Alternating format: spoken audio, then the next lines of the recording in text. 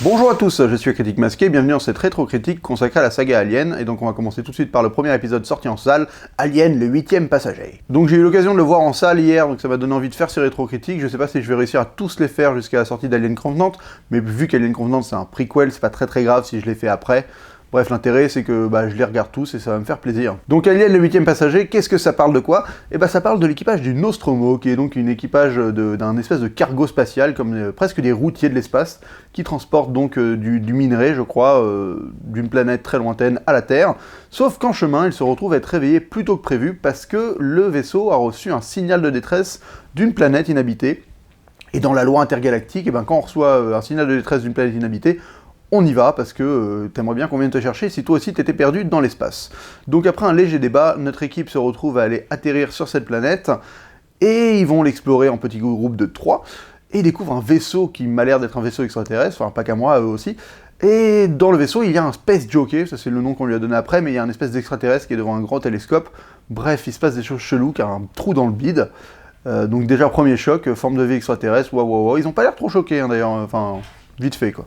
Et en fait il découvre aussi des œufs, et dans les œufs il y a quelque chose qui sort, la grosse séquence suspense, et qui se colle sur le visage de l'astronaute, enfin du mec du Nostromo là, et en fait il le ramène au vaisseau et il découvre qu'il a une espèce de créature accrochée à la gueule, une créature qui lui tord le cou et qui a de l'acide comme sang, donc le truc bien casse-bonbon, mais le personnage n'est pas mort, il respire encore, et quelques jours après être reparti dans leur méga vaisseau, la créature meurt, se laisse mourir, et le mec se réveille, donc on se dit « Oh, mais tout va bien ». Sauf que, oui, c'était sans compter qu'en fait, lors d'une séquence de petit déjeuner, le mec accouche littéralement d'un alien, et là va débuter une espèce de partie de cache-cache contre cet alien qui va les buter tous un par un.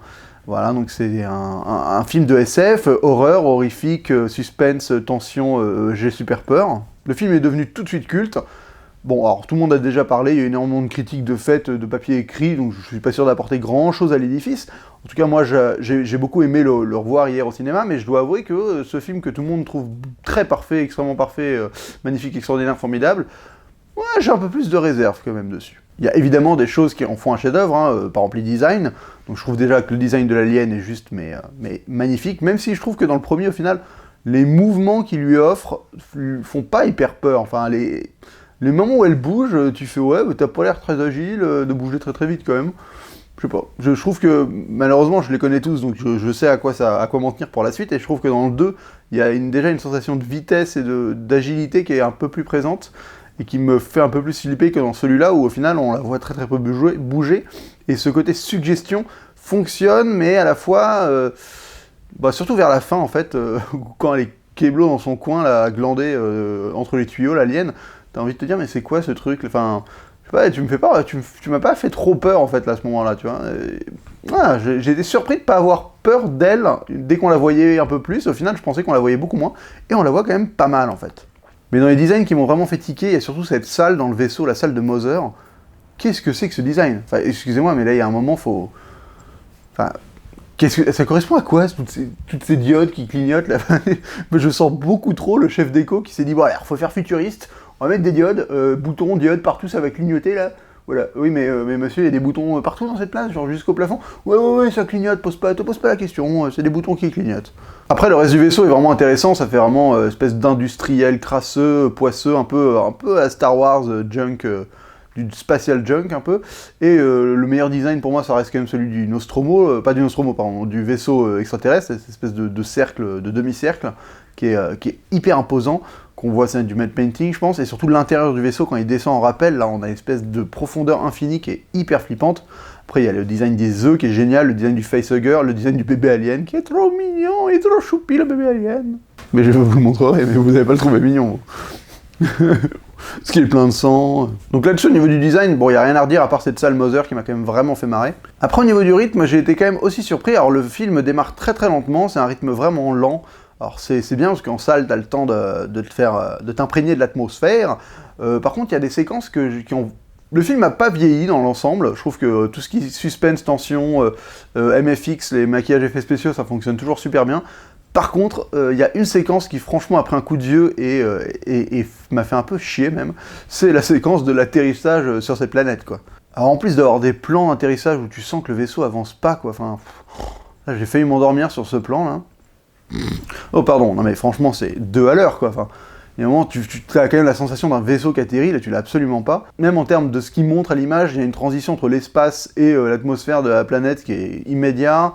Ils jouent beaucoup avec cet écran d'ordinateur, mais ça me fait marrer parce que quand ils font des films de SF futuristes dans les années 70, le film date de 79, bah évidemment ils ont pas encore la capacité de créer des écrans comme maintenant, avec tu vois, genre des écrans avec de la 3D super bien faite, donc ils te mettent des espèces de traits comme ça.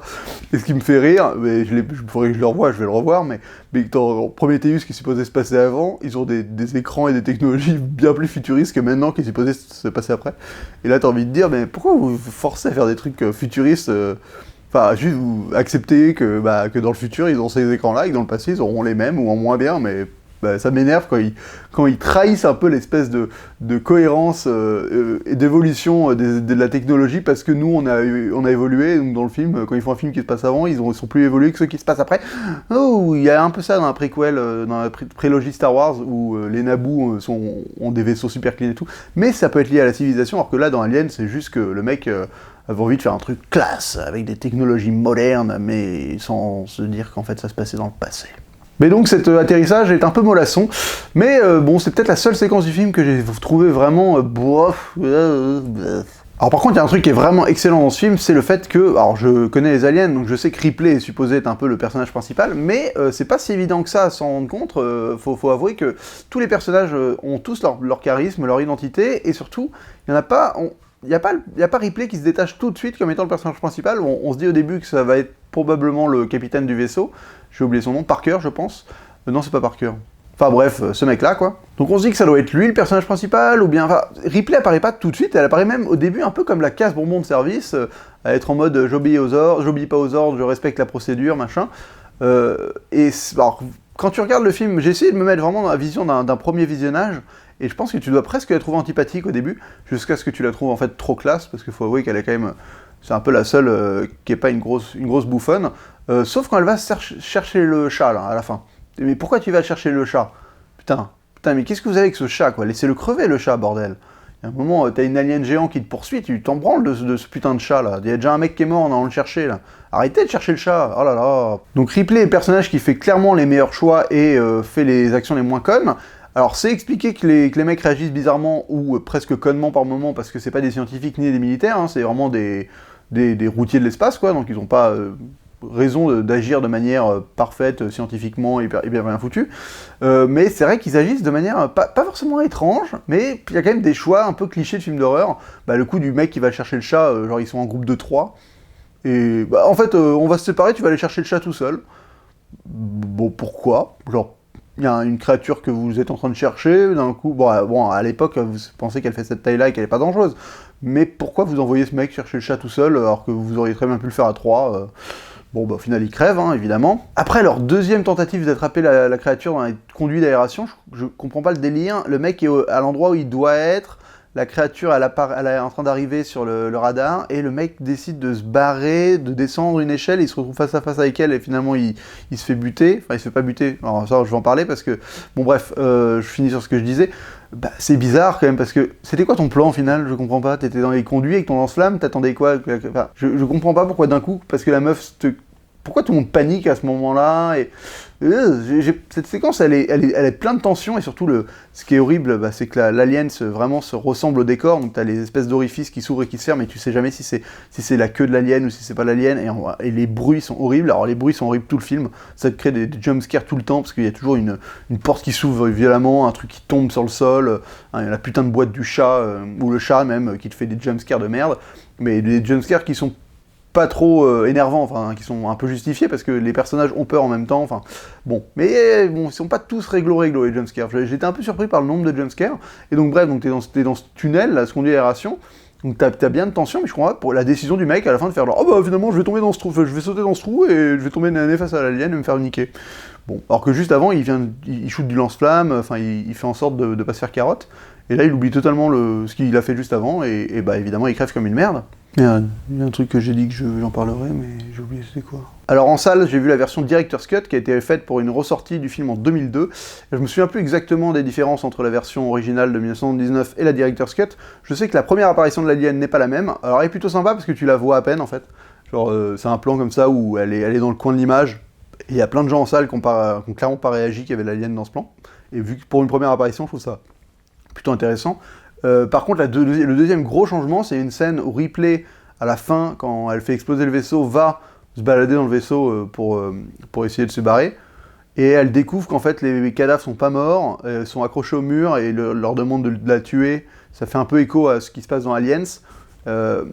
Et donc, elle finit par cramer tout le monde. Et je comprends pas cette scène, parce qu'en termes de mythologie, quand on connaît après comment ça fonctionne le système d'Alien, pourquoi l'alien qui est toute seule, qui a pas de reine, qui est dans un vaisseau au milieu de l'espace, se ferait chier à capturer les mecs pour les accrocher au mur avec cette matière bizarre, déjà pourquoi elle fait ça, comment elle arrive à faire ça, je comprends pas. Et si elle les a pas tués, les mecs ils ont quoi, ils peuvent pas être, ils peuvent pas avoir un truc en eux, il n'y a pas de nouveau facehugger dans le vaisseau. Enfin cette scène fout un peu en l'air la mythologie, donc je comprends pas trop qu'est-ce qu'elle fout là. Et honnêtement, elle apporte vraiment pas grand-chose, donc je trouve ça dommage que Ridley Scott, en retrifouillant son film, ait fini par faire un truc un peu incohérent. Alors, un des personnages les plus intéressants du film, c'est clairement Ash, le robot, qui est horrible parce que il y a une belle révélation, hein, tu découvres que c'est un robot vraiment au dernier moment. Et alors en fait c'est un peu l'antagoniste du film, dans le sens où lui il avait plus ou moins prévu ça. Alors j'ai pas très bien compris, je suis peut-être un peu con, mais j'ai pas très bien compris si c'est après, si c'était prévu qu'ils aillent là-bas, ou si c'est en captant le signal que Ash a reçu cette mission-là. Bon, je pense que c'est la deuxième option. Il est bien flippant comme il faut, alors c'est vraiment un androïde. Alors ce qui est intéressant, c'est que déjà tu découvres qu'il y a un androïde comme ça, alors qu'il agit humainement depuis le début, et c'est assez surprenant. Les MFX sont assez bien foutus, t'as un raccord qui est un peu foireux, entre le moment où il passe du MFX à lui qui parle, le mix des deux, parce qu'il a essayé de faire vraiment un raccord presque invisible, mais il se voit fortement, le raccord là. Mais je trouve que d'un coup ça donne une espèce de force à la mythologie de cet univers, on se dit putain mais c'est quoi ce futur avec des droïdes qui ont du lait comme sang et tout, c'est super bien foutu. Après il y a le côté un peu la compagnie, le côté les méchants, la compagnie qui veut absolument récupérer cette bestiole à des fins militaires, ça offre un monde encore plus grand que juste ce petit vaisseau, et ça pour moi c'est vraiment la force d'Alien et de très bons films de SF, c'est que c'est un film de SF assez minimaliste dans ce qu'il montre, en termes d'univers, on voit juste un gros vaisseau dans l'espace, une planète, et c'est tout, et on arrive à s'imaginer beaucoup plus, qu'on arrive à s'imaginer un peu la condition sur Terre, le côté un peu multinational qui dirige tout ça, et franchement, d'un petit film comme ça, de réussir à t'offrir un contexte global, juste parce qu'il y a des insinuations et qu'il y a des personnages qui véhiculent certaines valeurs qui te font comprendre le reste de l'univers, c'est vraiment magistral.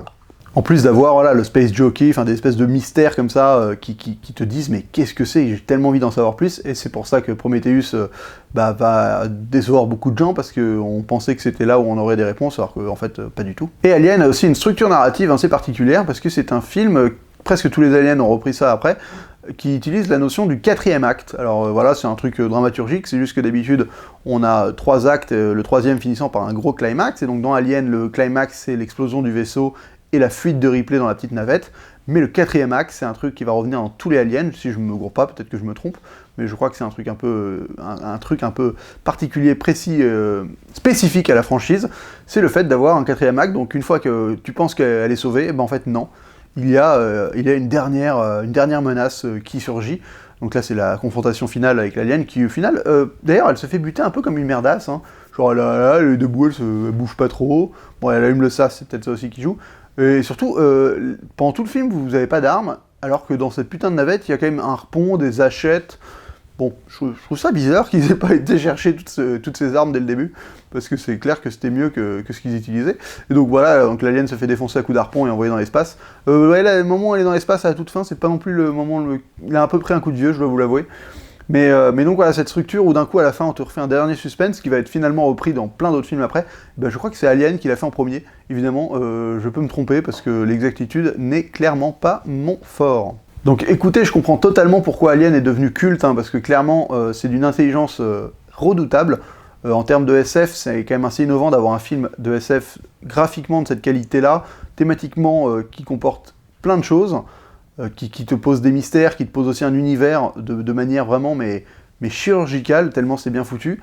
C'est aussi, je pense, un des premiers films horrifiques SF sérieux, grand public, qui a trouvé vraiment son public et qui a marqué les esprits.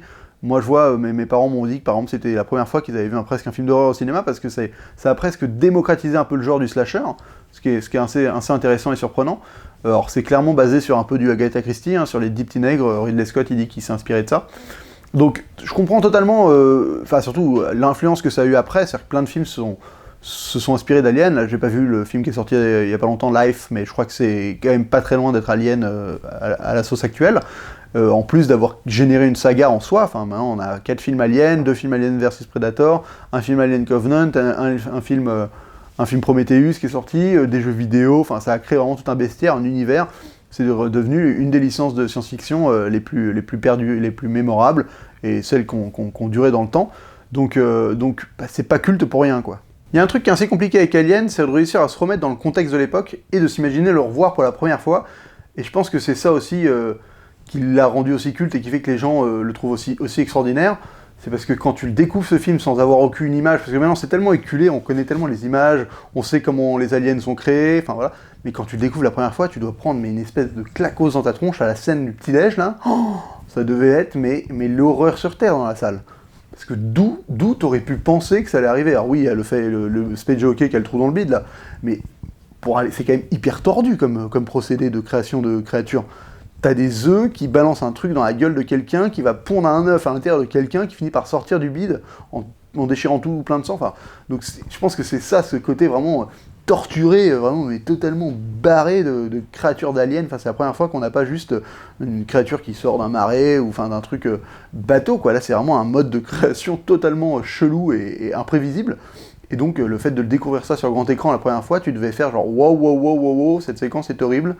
Tu devais te chier dessus. Donc voilà, je comprends le côté culte, je dois avouer que c'est un très bon film, même si moi, c'est clairement pas mon préféré, et je lui ai trouvé des petits défauts, alors vraiment rien de majeur, mais ça fait que pour moi, je peux pas le considérer comme étant un chef-d'œuvre absolu, et donc, pour ça, je vais me faire trucider, je lui donne la note de 4 masques sur 5, et voilà, c'est pas un 5 sur 5, c'est même pas un 4,5 sur 5 pour moi, c'est un 4 sur 5.